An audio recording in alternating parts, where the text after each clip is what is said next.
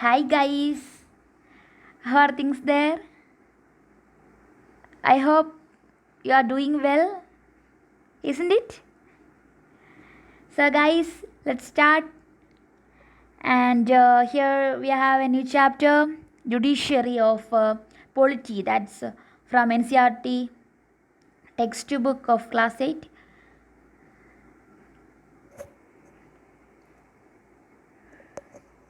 So, our judiciary is an independent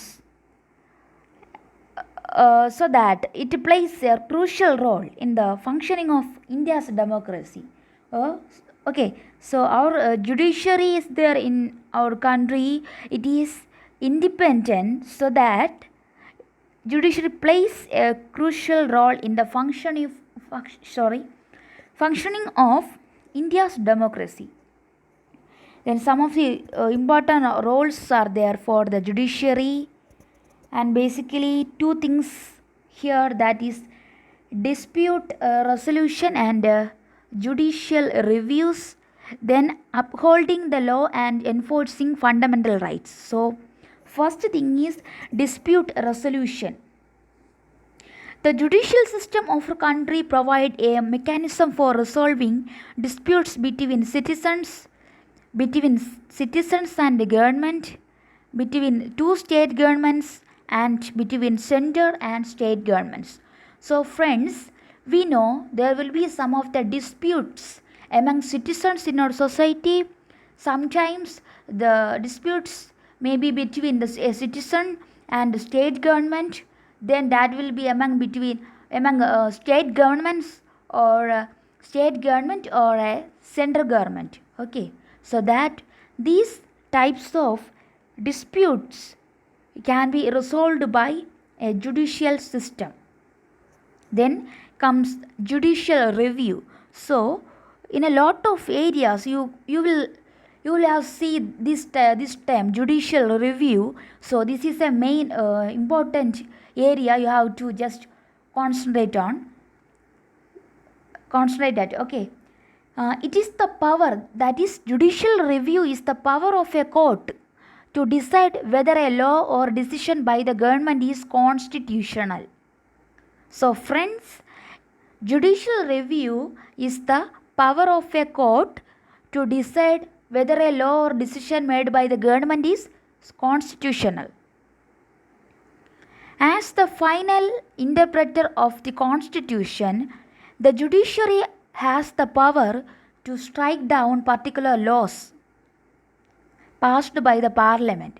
So the judiciary has the power to strike down certain laws. Okay, if it believes that there are a violation of the basic structure of the constitution is takes place, it is known as judicial review. So this judicial review is mainly dealing with the power of the judiciary to decide whether a law or decision made by the government is constitutional or not. And the third role made by judiciary is to uphold the laws and enforce the fundamental rights. Every citizen of India can approach the Supreme Court or the High Court if they believe that their fundamental rights have been violated. So we know certain fundamental rights are there for all citizens in our country, and if they believe that certain fundamental rights are get violated, then they can approach High Court or Supreme Court like courts for justice. And then comes an independent judiciary. An independent judiciary means a justice system that is not influenced either by the legislative or executive branch. So, an independent judiciary which is not influenced either by the legislative or executive branch. By this, independent judges are referred to decide honestly and impartially in accordance with the law and evidence. without concern or fear of interference, control, or improper influence from anyone. So that we have said about the independent judiciary. Within this independent judiciary, there are independent judges are there, so that these independent judges who can act honestly and impartially in accordance with the law and evidence. So no one can influence them or control them. It is the independence of the judiciary that allows the courts to play a central role in ensuring that there is no misuse of power by the legislature and the executive. So, this independence nature of judiciary that allows the courts to play an essential role in controlling or supervising if there is a misuse of power of legislature or executive is there, so that the judiciary can control all these types of misdeeds, misuses by the government, that is means the legislature or executive. Then comes the structure of courts in India. So mainly the three different levels of courts are there in India. The lower courts are there, and the subordinate or district courts are there. The courts that most people interact with, the court that most people interact with is known as subordinate or district courts. Okay. These are usually at the district or tahsil level or in towns. So, subordinate or district courts are there, the most people are mostly interactive with. These subordinate court have different terms or names like trial court, court of district, additional session judge, chief judicial magistrate, civil judge, etc. So friends, you have to note down subordinate court is also known as in several names like trial court, court of district, additional session judge, chief judicial magistrate, and civil judge. And we know each state is divided into certain districts. So these districts are presided over by the district judge. For example, in Supreme Court in Delhi is presided over by the district judge. The decisions made by Supreme Courts are binding on all other courts in India. So, we know Supreme Court is the supreme power, supreme supreme power of India, authority of India, so that this Supreme Court can bind all other courts in India when certain decisions are made. High courts were first established in three presidency cities of Calcutta, Bombay, and Madras in 1862. So, in 1862, there was three presidency cities like Calcutta, Bombay, and Madras. So, the high courts were first established in these three presidency cities. High Court of Delhi come up in 1966, and currently there are 25 high courts in India, and Punjab and Haryana share a common high court at Chandigarh. So we know Punjab and Haryana are different states, but they both have a common high court, that is at Chandigarh.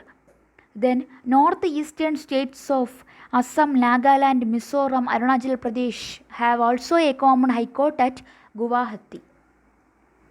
Assam, Nagaland, Mizoram, Arunachal Pradesh have a common high court at Guwahati.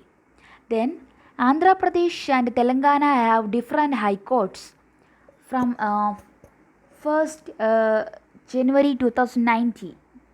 Okay.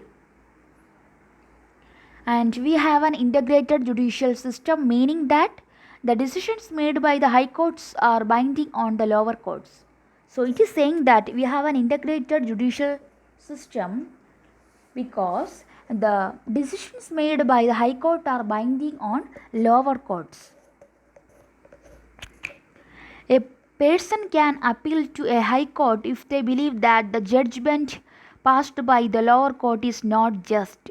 If a person believes that he cannot give any just uh, when he going to lower courts, then he can approach the high courts. Okay, there is a possibility there. And then comes the comparison between a criminal law and civil law. So criminal law and civil law, a comparison is there in the column.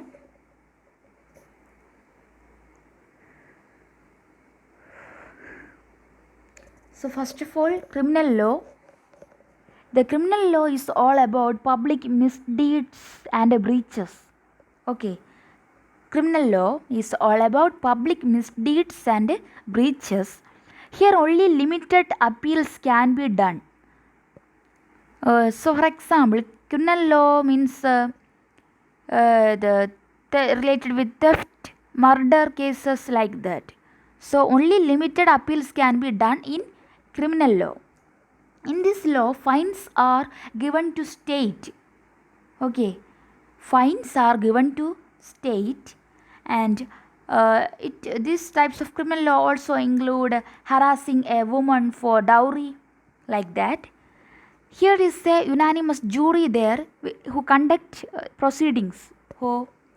So when a jury dealing with criminal law, we cannot get know any details about that particular jury. So there is a unanimous jury there who is conducting the proceedings. Then according to this criminal law, state takes the actions. Okay, who takes the actions? State takes the actions, and the fines are given to state.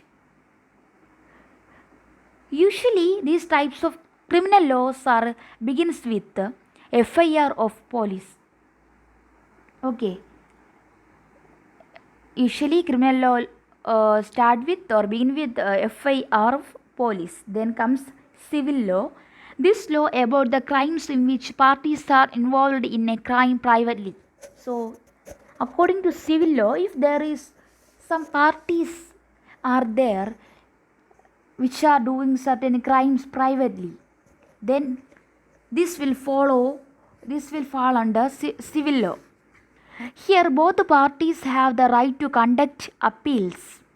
For example, in the case of divorce, the family, there are both two parties are there, so that both can give appeals to court, and the compensation are given to individuals. So if there is a compensation is alimony is given to the bride, okay, then it is given to, the compensation is particularly given to an particular individual. And in civil law, non-unanimous jury is there who is conducting the case proceedings. So we know for the bride there is particular jury is there. So we are well known about that particular lawyer or judge. Okay, so that the jury is non-unanimous in this case of civil law, and the individual brings the actions in these cases. So an individual can brings the actions in these cases. And civil law also include the disputes relating to sale of a land, purchase of goods, rent matters, divorce cases, etc. And then comes, does everyone have access to courts? Can every people who can access to courts? Is there any difference for inferior or superior people like that. Isn't it? Something about that. So let's discuss, friends. We know every citizen has a right to justice through the courts. So for that, there is a thing that is PIL, that is public interest litigation is there. The PIL stands for a legal action taken by a public spirited person in order to protect public interest. Okay. So a PIL can be taken by a public spirited person in order to protect the public interest or the benefit of the people or the public. For maintaining the rule of law and accelerating the balance between laws and justice. This is the main function of these public interest litigations. So it is maintaining the rule of law and accelerating the balance between law and justice. And according to this public interest litigation, it allowed any individual or organization to file a PIL in the High Court or Supreme Court on behalf of those whose rights are being violated. So the public interest litigations can be filed to a High Court or Supreme Court if they believe that their particular laws or rights have been violated. It is a powerful tool for seeking judicial assistance and dealing with various issues affecting the public. So friends, the public interest litigation is a powerful rule for seeking judicial assistance and dealing with some of the various issues affecting the public. And then what's the purpose of public interest litigation? Its purpose is to make justice accessible to mainly the economically and socially disadvantaged sections of public, especially in matters concerning environment, pollution, labor, like that. So mainly the public interest litigation stands for the economically and socially disadvantaged sections of society, and also in dealing with the issues like environment, pollution, labor, like that. Here the legal process was simplified, and even a letter or telegram can be addressed to the Supreme Court or High Court could be treated as a PIL. So nowadays it is easier to file a PIL because we can provide it through telegram, letters, like accessories to the Supreme Court or High Court. So friends, it's all about our chapter Judiciary.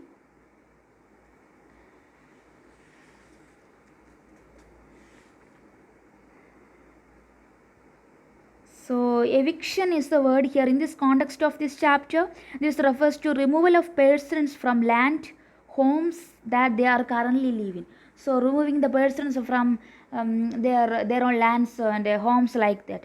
That is referred to as eviction. Okay. And to appeal means a petition filing before a high court to hear a case that has already been decided by lower court. That is appealing. Okay friends, thank you for kindly listening. Have a delightful day.